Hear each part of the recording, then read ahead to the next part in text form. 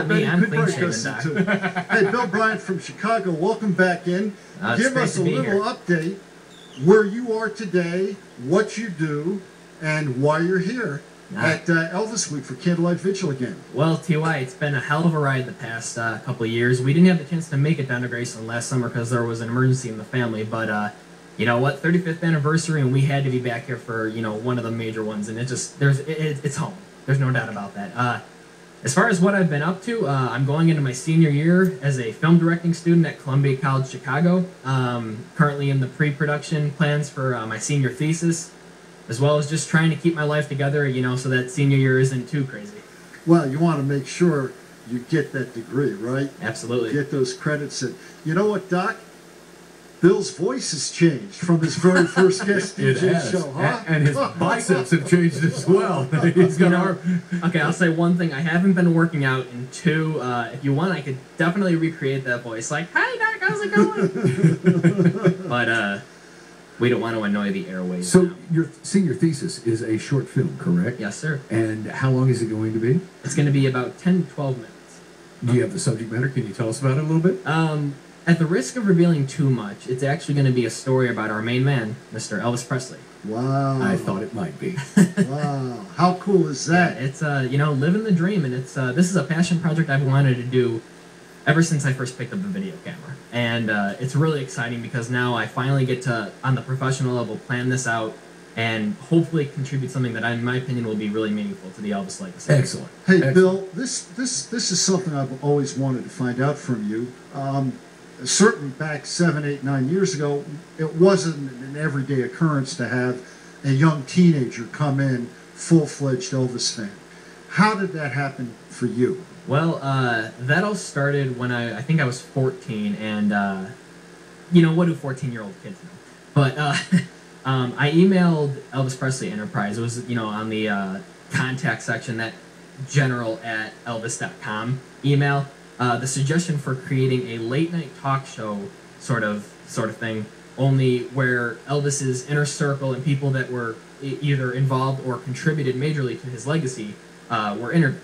And so that email got through, and eventually it got through to Todd Morgan, rest in peace. Sure. Fantastic guy. And he emailed me personally saying, Bill, while a late-night show isn't necessarily in the top of our works right now, I think it's a great idea, and I can tell you're an intelligent young man, and I'd like to put you on, I don't know if you've heard, but we're getting a satellite radio station. So that was even before there was Elvis Radio. That's your contact with Todd happened. I guess so, yeah. That's it might have amazing. been like 6 months before that. Or Well, something. tell me this, though. Where did you first learn and encounter Elvis Presley as a kid?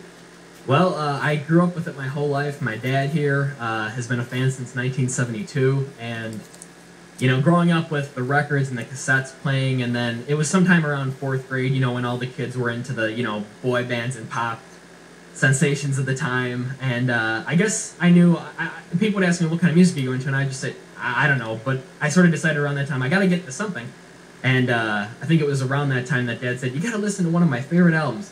And the first CD he ever bought me was Aloha from Hawaii. Oh. Let's just say that CD is unplayable now. I think I broke it within the first couple weeks, but I was hooked. And yeah, and then it was maybe the following year or two after that that Dad said, hey, Bill, if you get on the honor roll, I will take you to Graceland for the I first remember time. that. And it's, I remember you know, that. Uh-huh. It's been an educational incentive ever since. There you go. That's great. So you worked hard, and you've been down here. We actually went to dinner. I've known you and watched you grow up over the last 8 years, and it's pretty incredible to see you cool, here, huh? about to graduate, do your senior thesis on Elvis, and go out into the world to make some films. Is that your plan to be a filmmaker? You going to Hollywood? Absolutely, yeah. Actually, I spent 6 weeks in Los Angeles this past summer. I was one of 12 students in Columbia College Chicago accepted into their summer in LA program. And yeah, so I got to spend 6 weeks out there. And, you know, while it's true that there are beautiful cars, beautiful weather, and beautiful women out there, they just don't compare to the women that come here for Elvis Week. I'll just say that much. No doubt about it. Well, ladies, did you hear that? Oh, by the way, I'm single, ladies. Oh, When I, wow. let the airways say so. There you go. You have changed since you were 14. You know, it's funny, Doc. I remember when I came here the first few times, you would always say, how old are you? And you'd always say, you're 16. I'm like, no, I'm still 14 or 15, and you'd say, "You dating anybody?" I'd say, "Nah." You know, Yeah, not interested in girls. Yeah, well, that's changed. I didn't know what I was Girls, girls, girls. Absolutely. All about girls. So, do you have a girl now? No, come on. No, can't say I do. Oh, You know what? I thought you just said you were single as a joke. Yeah. All right, man. That's the technique, you know. That's how I work women, not. Well, thanks for stopping by, Bill. Absolutely, Doc. We've enjoyed it. Let's go back to 58 and grab some, Don't You Think It's Time? All right, let's do it.